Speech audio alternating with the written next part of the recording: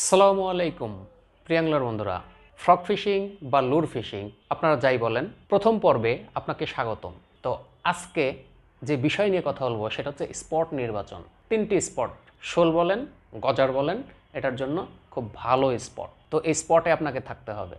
আমি অনেক ভিডিওতে বলছি যে ভাই, আপনি যত বড় হিটার হন বা যত বড় শিকারই হন না কেন, স্পট যদি ভালো না হয় আপনি কখনোই মাছ ধরতে পারবেন না। তো তারই ধারাবাহিকতায় আজকে তিনটি স্পট নিয়ে কথা বলবো। তো এই তিনটি স্পট আপনারা কেমনে খুঁজে বের করবেন, কোথায় পাবেন এবং কোথায় যাবেন। এখনও আমার এই চ্যানেলটি যারা সাবস্ক্রাইব করেননি অবশ্যই সাবস্ক্রাইব করে দেবেন, আর না করলেও সমস্যা নাই ভাই, অন্তত একটা লাইক তো দেবেন, ভিডিও তো দেখেন।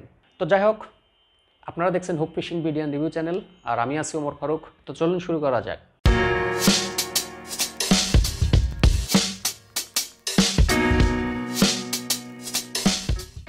লুর ফিশিং বলেন আর কার্প ফিশিং বলেন বা ক্যাট ফিশিং বলেন, আপনি যে ধরনের মাছই ধরেন না কেন, সব ধরনের মাছ ধরতে গেলে আপনাকে অবশ্যই স্পটটা নির্বাচন করতে হবে এবং স্পটকে অন্যরকম একটা প্রাধান্য দিতে হবে। কারণ মাছ ধরা না ধরা সব কিছু নির্ভর করে আপনার স্পটের উপরে। তো তিনটি স্পট নিয়ে আজকে কথা বলবো, যেটা হচ্ছে শোল গজারের জন্য। প্রথম স্পট হচ্ছে কচুরি। আপনারা অনেকেই হয়তো চেনেন, সবাই জানি, আমরা জানি যে কচুরি নামেই আমরা চিনি, হয়তো অন্যরাও অন্য নামেও চিনতে পারেন। তো এই কচুরির পাশে যত পাশ দিয়ে আপনি টানতে পারেন, একদম কাছাকাছি অবস্থায় আপনি টানবেন।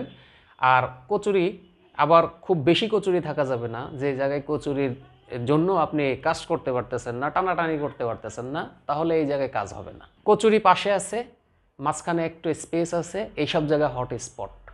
তো এখানে আরেকটা ব্যাপার আছে, সেটা হচ্ছে যে আপনার এই যে ব্যাংকে, এটা যে ব্যাংক, প্রাকৃতিক ব্যাংক, এটা কিন্তু আবার বুঝাইতে হবে যে হ্যাঁ এটা প্রাকৃতিক ব্যাংক। তো আপনি কাস্ট করেই দ্রুত আবার টানা শুরু করতে পারবেন না। কাস্ট করে 2 সেকেন্ড, অন্তত 2 সেকেন্ড আপনি লেট করবেন। কাস্ট করে বলতে আমি এইভাবে বোঝাচ্ছি যে আপনি যখন এই ব্যাংকটা ঢিল দিলেন বা কাস্ট করলেন, ব্যাংকটা যেখানে গিয়ে পড়লো, পড়ার পরে ওখানে ওকে 2 সেকেন্ড সময় দিবেন। কারণ ব্যাঙের ক্যারেক্টার কিন্তু এরকম, ব্যাঙ একটা স্থল থেকে যখন জলে লাফ দেয় তখন কিন্তু তারা কিছুক্ষণ ওখানে ওয়েট করে। তো এটাও কিন্তু একটা এফেক্টিভ, মানে আমি মনে করি, কারণ এরকমভাবে আমি অনেক মাছ ধরছি এবং কচুরির একদম ধারে কাছে কাস্ট করে দেওয়ার সাথে টানাও লাগে নাই, মাছ কামড় দিয়ে নিয়ে গেছে, এরকম হয়েছে কিন্তু। তো যাই হোক, এই কচুরিগুলো আপনারা দেখবেন। আর অবশ্যই এগুলো তো বিলে হতে হবে, আমরা তো বিলেই এই শোল মাছগুলো ধরে থাকি, হয়তো নদীতে থাকে খুবই কম, আর ওইখানে হিট পাওয়ার সম্ভাবনা খুবই কম। দ্বিতীয় স্পটটা হচ্ছে শাপলা পাতা। এই যে শাপলা পাতা, যেখানে শাপলা পাতা তো অনেকেই চেনেন বা সবাই চেনেন, তো এই শাপলা পাতার আশেপাশে থাকতে হবে। যেমন ওখানে অনেক শাপলা গাছ আছে, কিন্তু অত্যাধিক হারে যেখানে আছে, পাতার উপরে পাতা উঠে আছে, ওই জায়গায় নিচে যাওয়ার মতো জায়গা নেই, ওই জায়গায় আবার কাজ হবে না। একটু ফাঁকা টাকা থাকতে হবে, হালকা বা অল্প একটু জায়গা গ্যাপ থাকতে হবে। যখন টানবেন শাপলা পাতার উপর দিয়ে আসলে ওই গ্যাপের মধ্যে আপনাকে একটু রেস্ট করাতে হবে ব্যাংকে। কারণ আমি নিজে যখন কই মাছ ধরতে গেছি এক জায়গায়, ওই জায়গায় অনেকগুলো শাপলা পাতা ছিল। তো আমি যেটা লক্ষ্য করলাম যে এই শাপলা পাতার উপরে কিছু কীট পতঙ্গ থাকে এবং ব্যাঙও থাকে, যেগুলো পানিতে নামার সাথে সাথে কামড় দিয়ে নিয়ে যায় শোল মাছ। এটা কিন্তু আমার নিজের চোখেই দেখা। তো সেক্ষেত্রে আপনি যখন শাপলা পাতায় বা শাপলা পাতা যে জায়গায় আছে ওই জায়গায় যখন আপনি কাস্ট করবেন, তখন আপনাকে এই গ্যাপগুলো ধরতে হবে। এই গ্যাপগুলোতে অবশ্যই ধরতে হবে। কেমনে ধরতে হবে? এই গ্যাপগুলোকে আপনার টেনে এই গ্যাপে আবার এই ব্যাংকটা যখন এই পানির মধ্যে থাকবে বা এই এতটুকু পরিমাণ গ্যাপ আছে, এই গ্যাপে নিয়ে এসে রেস্ট করাতে হবে, দাঁড় করাবেন।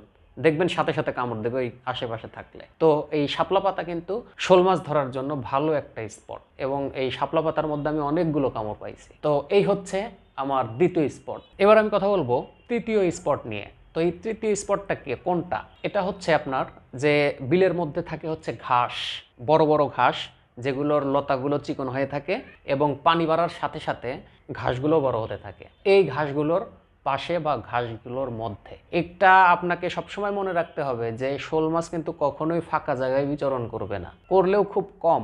অধিকাংশ শোল মাছ এই সব জায়গা দিয়ে থাকে খাবারের আশায়, কারণ এই জায়গায় ওরা খাবারটা বেশি পেয়ে থাকে, সেটা হোক ব্যাঙ, হোক কীটপতঙ্গ বা অন্য অন্য প্রাণী। তো এই খাবারগুলো কিন্তু ওই সব জায়গায় ওরা বেশি পায়, যার কারণে ওই সব জায়গায় বেশি বিচরণ করে।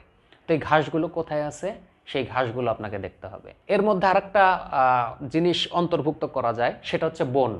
অনেক সময় দেখা যায় যে বনের আশেপাশে স্পটগুলো থাকে, ওই বনের আশেপাশে এই মাছগুলো বিচরণ করে।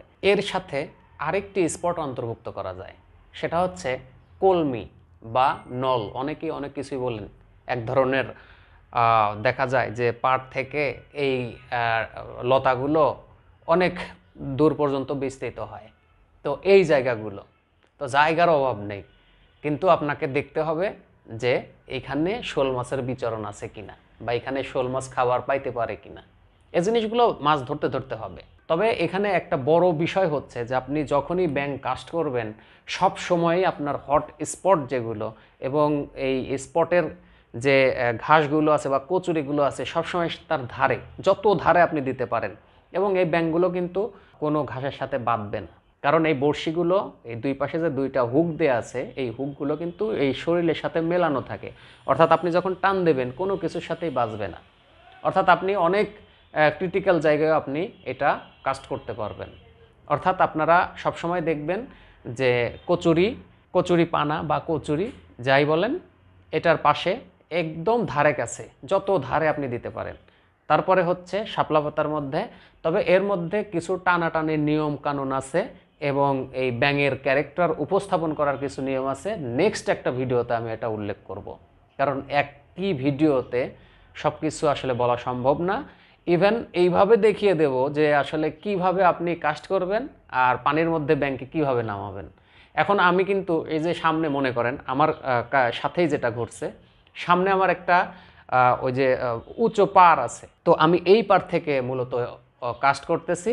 এখন ওই পারে আমি করলাম কি, দেখেন এটা আমার নিজেরই দেখা, হয়তো আমি কোনো একটা ভিডিওতে আমি দেখিয়ে দেব জুম করে। আমি ওই পারে কচুরি কিছু ছিল, কচুরির উপরে ফেলছি, উপর থেকে যখন নিচে নামায় 1 সেকেন্ড 2 সেকেন্ড দেরি করাইছি, এর মধ্যে আমার টানা লাগে না, ওখান থেকেই টান দিয়ে নিয়ে গেছে। অর্থাৎ এতে বোঝা যায় যে যখন ব্যাঙটা স্থল থেকে জলে লাফ দিল তখন সে 1 সেকেন্ড দেরি করবে। এটা কিন্তু একটা প্রাকৃতিক বিষয় শোলের সামনে উপস্থাপন হয়েছে, যার কারণে আপনার এই শোল মাছটা ওই ব্যাঙটা কামড় দিয়ে নিয়ে গেছে। তো এই হচ্ছে বিষয়। আরও অনেক বিষয়গুলো আছে যেগুলো আমি স্টেপ বাই স্টেপ নিয়ে আসবো, আমি কিন্তু আপনাদের বলছি। তাই আমি বলবো যে দ্রুত সাবস্ক্রাইব করে ফেলেন, আর না করলেও সমস্যা নাই, একটা লাইক তো দেবেন, লাইক কমেন্ট করবেন অবশ্যই, আমি তার রিপ্লাই দেওয়ার চেষ্টা করব এবং ওইভাবে ভিডিও বানানোর চেষ্টা করব। পরের কোনো এপিসোডে আপনারা পাবেন হচ্ছে ব্যাঙের কালার, ব্যাঙের যে কোন কোন জায়গায় ব্রেক করাবেন, কখন হিট করবেন, এই ধরনের অনেক কমপ্লেক্স কিছু বিষয় আছে, সেগুলো নিয়ে আমি স্টেপ বাই স্টেপ আসবো। তো যাই হোক, সবাই ভালো থাকবেন। আর দ্বিতীয় পার্ট অবশ্যই আপনারা দেখবেন, আমি দ্বিতীয় পার্টও দ্রুতই নিয়ে আসবো। তো সে পর্যন্ত সবাই ভালো থাকবেন। আল্লাহ হাফেজ।